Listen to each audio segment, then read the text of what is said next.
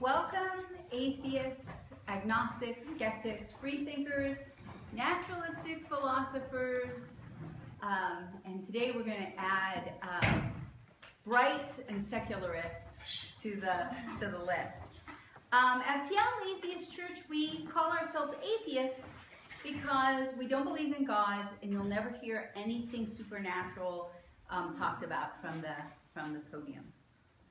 So welcome today, and I wanted to let everybody know that next Sunday from 12 to 1 in this room, we're going to have a potluck, and please come, even if you can bring something, you can't bring something, come anyway. You can email me if you want to ahead, or just come anyway, and we're just going to have a social time and eat together next week.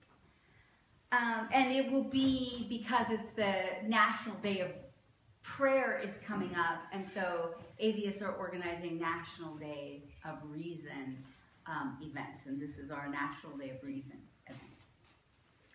So today I'm going to talk about memes and how awareness of memes can give us greater freedom. So memes is a term which is coined by Richard Dawkins from his book, The Selfish Gene. And I'll be drawing mostly from the book, The God Delusion, which is also by Richard Dawkins, for most of this talk. So all that Dawkins meant by a selfish gene is a gene or meme that is good at replicating itself. So some things which might be altruistic can also meet the Darwinian definition of selfish. It's a limited and technical term without value judgments about the goodness or truthfulness of a particular gene or meme. So if, for example, I give money to charity and I'm doing it completely out of altruistic motives, but then later on I need charity and I have that charity available to me, then my giving to charity turned out to also be selfish in this, by this definition. So it's possible that all acts of kindness and generosity are also selfish acts because they make the world a better, safer place for me. That's my take, not his. He doesn't go that far to say that anywhere that I read yet. But selfish genes are the genes that are able to replicate themselves, and that's how they survive. So in this talk, we'll be looking at genes, and we'll also be talking about memes. So in the book, The God Delusion, he offers about 10 different definitions or explanations of how religion might have developed. And I'm just going to be looking at a couple of them right now. So genes carry information about an organism. So for example, the information that could contribute to physical characteristics or also behavior.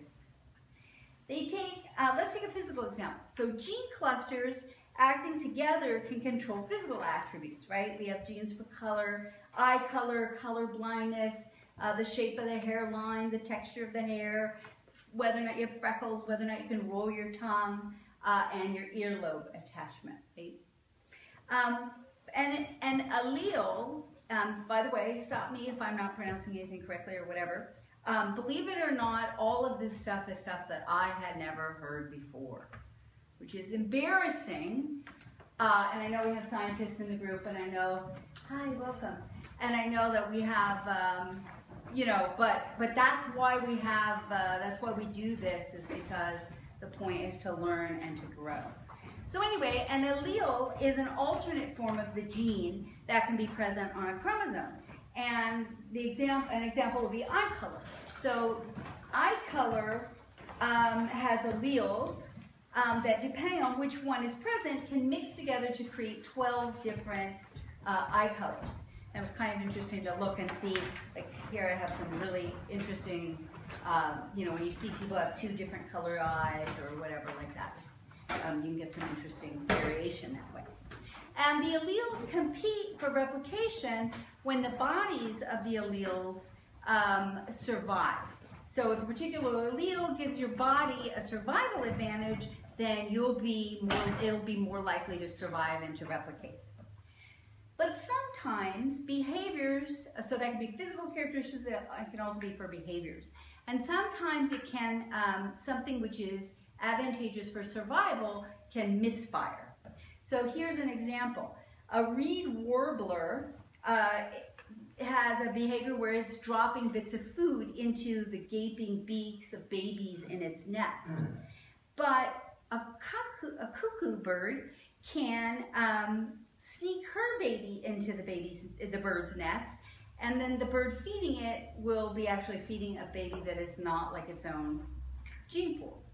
But nonetheless, that these behaviors will replicate and spread. And it's kind of funny because the reed warbler is a tiny little bird and the cuckoo is kind of a big fat bird, and so the mommy is like 1/3 the size of the baby that it's feeding. So what we want to consider is that religiosity has a biological component. And let's consider that something which was developed because it was useful for survival might misfire as religiosity, okay? So our brains evolved to understand that there are other minds, and that's a beneficial thing, right? We need to know that other people have hopes, have desires, and also think. And we also understand that other minds believe that there are other minds, okay? So I might know that Tilly is planning to have dinner with her brother, and that if she has dinner with me, she believes it'll upset him. So thinking about Tilly also means thinking about what Tilly is thinking about. And if I can do that, you can see the obvious benefit to my survival. But this understanding of other minds can misfire. We can imagine things that are incorrect. So, for example, belief in other minds can give rise to a belief in dualism, or the idea that minds are separate from bodies. Belief in dualism is a belief that there's a separate mind, separate from the matter, which is the body. And if you have that belief, then you're going to have possibly the following other set of belief with it. I have a soul. My soul is separate from my physical body. And there's some essential me which exists outside of my brain. If I believe this, I might believe since I have a soul, my soul can exist outside my body, so therefore my soul can go to heaven. My body can reincarnate. My soul can reincarnate. My soul can come back and haunt the living. And these are all things that we can imagine because we have this understanding. We have this understanding of a duality between minds and bodies. And I can go wrong again if I believe in a mind out there with a capital M, okay? This mind out there can explain and influence everything. We have, as people, some explanation of the way the world works, but most of us don't really understand how it works, not everything. And for example, we've been talking about we might not understand gene theory or international politics or economics or statistics, to name a few things. But we might believe that there is some mind out there that does understand everything. I coined a term for it. I call it malt. Now, dualism can give rise to some traditional ideas about God, like he's a loving father, or he's a judgmental tyrant. And it can give rise to some interesting and more subtle ideas about God, like God is mind. That's the ultimate, believing that God is this separate mind, right?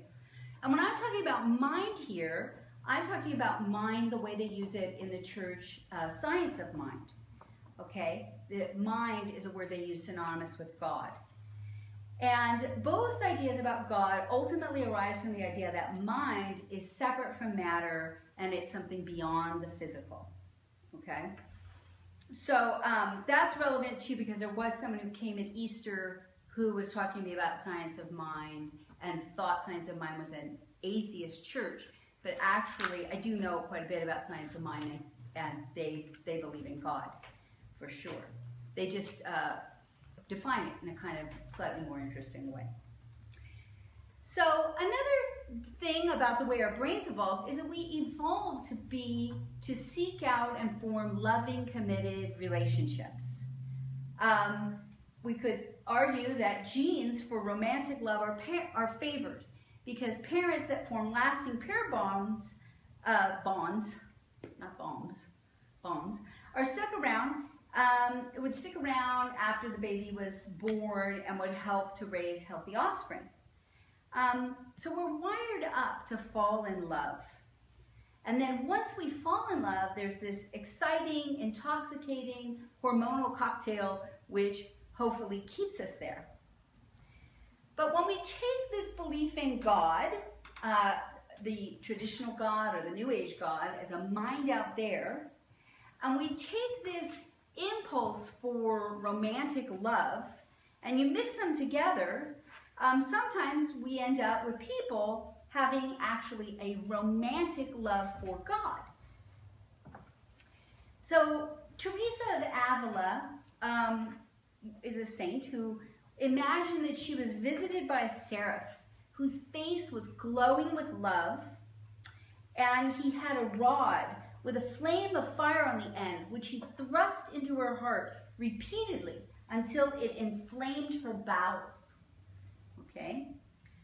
And a more modern example, there's this guy, Pastor Wayne Daly, and this is from one of his sermons. He says, if there's anything that's going to make you pleasing to God, it is having a deep desire for him. Searching with all your heart, seeking with all your heart, and drawing near to him with all your heart. It's not like you don't have him.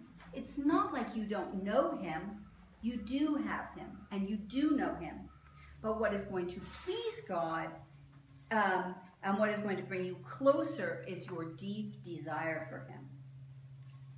So there might be a genetic basis for our belief that God exists. And we might imagine that we know what he wants. Science of mind, by the way, they say Father, Mother, God. So, right? He, she wants. And what God wants is something kind of romantic. In fact, we think he wants us to want him. Okay?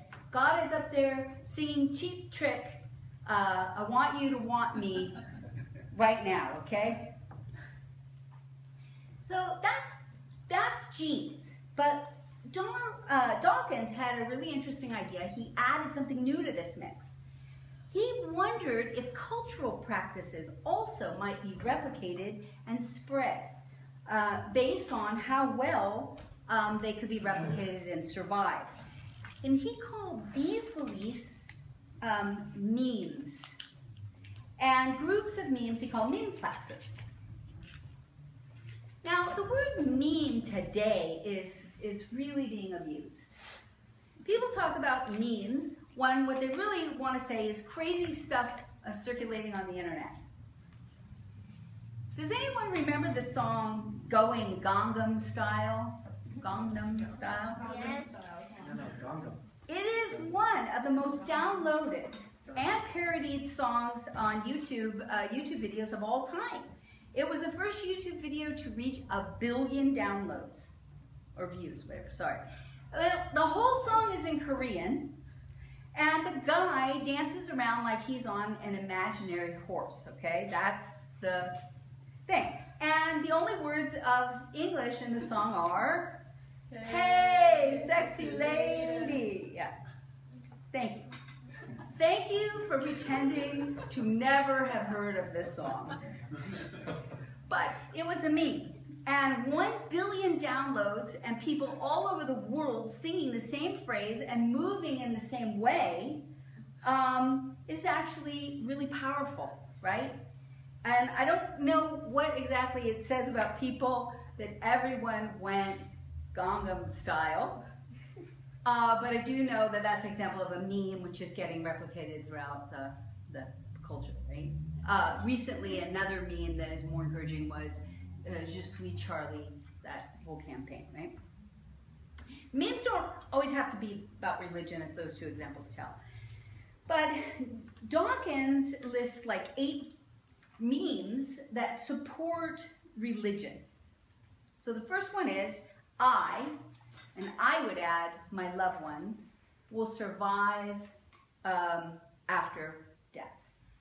Okay? It's more important to me to believe that my loved ones survive death, even that I myself survived death. Number 2, heretics must be ostracized or killed. 2, belief is a supreme virtue. 3, so there are examples on Pinterest and things like that. God wants your faith, not your works. And also from Matthew, I do believe, but help my unbelief. So belief is the important thing. And 4, the more irrational the things you believe, the greater faith is required. In fact, if it wasn't irrational, we wouldn't need faith, and faith is an important value. The belief that there are some weird things that surpass all understanding, and we shouldn't even try to understand them. We call these things mysteries. Okay, mysteries of the Trinity, but other mysteries where just bad stuff happens, and then someone says, well, God works in mysterious ways. Religious beliefs must be afforded more respect than anything else. And by the way, that excludes atheist religious beliefs. Music, art, and scriptures are also self-replicating. So every time we sing a Christmas carol, kind of a spiritual Christmas carol, we are reinforcing that groove of religion. 7, it's no accident that most people belong to the faith that they were raised in. So another thing is labeling children, like that's a Muslim child or Catholic child. And then I want to add a couple more to these memes I found that support religion. So one is the tremendous taboo against making jokes about religion. If someone thinks you're even joking, if someone even thinks you're joking about religion, then even non-religious people will jump in to shut that down, okay? A comedian can make a joke about their parents' sex lives, but can't talk about religion. Few exceptions to that. And also, anyone can stop a conversation about religion by just claiming to be offended, right? All these things are memes that keep the dominant religions in power. So I started thinking about if we wanted to make a bigger space for atheism, what memes will we need to promote to strengthen atheism's position in the world? These ones are some I came up with. Number 1, atheists need to get better shortcuts at getting our message across. So Christians have John 3:16, and I suggest that, and the problem is all the ones from the Bible, they're really resonant, right? They have thousands of years of poetry behind them. How do we compete with that? But I suggest, for example, atheists believe in good, and good works in non-mysterious ways. So whenever anyone tells you God works in mysterious ways, please feel free to answer, well, good works in non-mysterious ways. Number 2, atheists need to quit insisting that atheism is not a religion.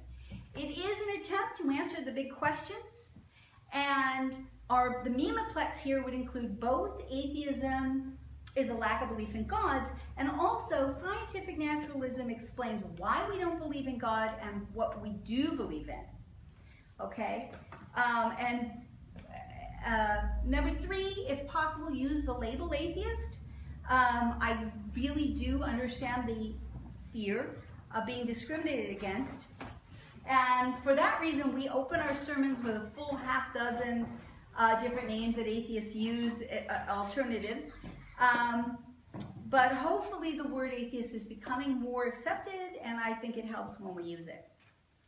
Number 4, some of us, and I know some of us will disagree with this, but object to it, but some of us want some atheist stuff. Why is most of it so ugly? I actually see some atheist stuff right now in the audience. That's awesome. But there's a clothing company called Absence of Clothing that makes some really great looking gear. And feel free to wear an atheist believe in good t-shirt to help spread atheism. 5, atheists who use the term secularist or secular humanist, they're going to get a special mention from me right now. We need secularists, people who want to separate church and state. And what we really need to do is we need to work with people who are Catholic, Jewish, Muslim, Pentecostal, and Baptist, so that we can all take a stand for secularism or separation of church and state together, okay? It's not just an atheist issue. And it is part of the atheist memeplex, but it's also important that non-atheists also start thinking that that's important. All right, one that's really controversial, shaming. What if we turn the tables on shaming? You studied biology in college, and now you claim to not have any opinion on evolution, probably because you're running for president. Well, you're a ridiculous phony. And I'm not super comfortable promoting this one, but I do think that we could give Bill Maher a medal for him stepping forward and doing this one as a comedian. But I think that the memeplex that would make the greatest difference is if children are parented in such a way that gives them the freedom to think and make decisions for themselves. So Richard Dawkins makes a passionate plea for not labeling children with the religions of their parents.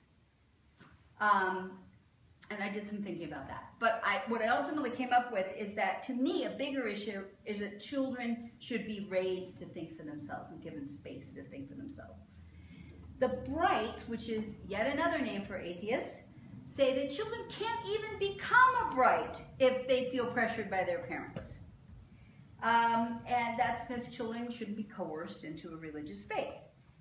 But I want my children to know that atheism is a thing they can be, okay? So, you know, a bunch of children are sitting around and somebody says, I'm Catholic, I'm Jewish, that, you know, I'm atheist, right? And then he kind of goes into a whole thing about, you know, what's going on in Great Britain with the Catholics and the Protestants, and there are reasons why, you know, it's really heavy to lay on a kid, you know, you're this or you're that. But I don't think we have those same issues here in the United States. And so I would love when schools are teaching about religion or whatever, that atheism be given respect as another choice that can be made. The real issue is children should have choice. And whether you stand on your head to say that they do have a choice, the reality is that in some families, kids are allowed to think for themselves, and in some families they aren't. So, do parents allow their children to be different from themselves, to be individuals? And raising a child to think for themselves, especially to think critically, would be a very powerful mean that would allow atheism to spread. So let's leave off talking about Dawkins and memes for a moment.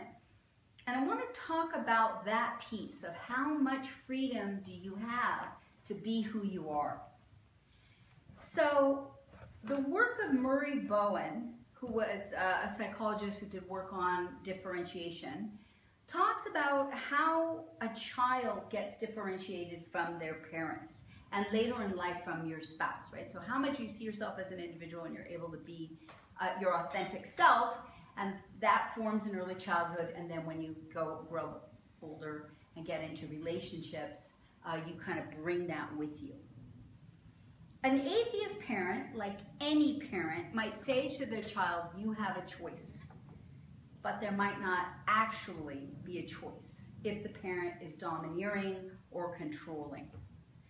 So as an adult, it's good to look back on your childhood and imagine your parent and the child that you were, and imagine yourselves respectfully disagreeing, and then actually enjoying the disagreement and enjoying exploring your differences.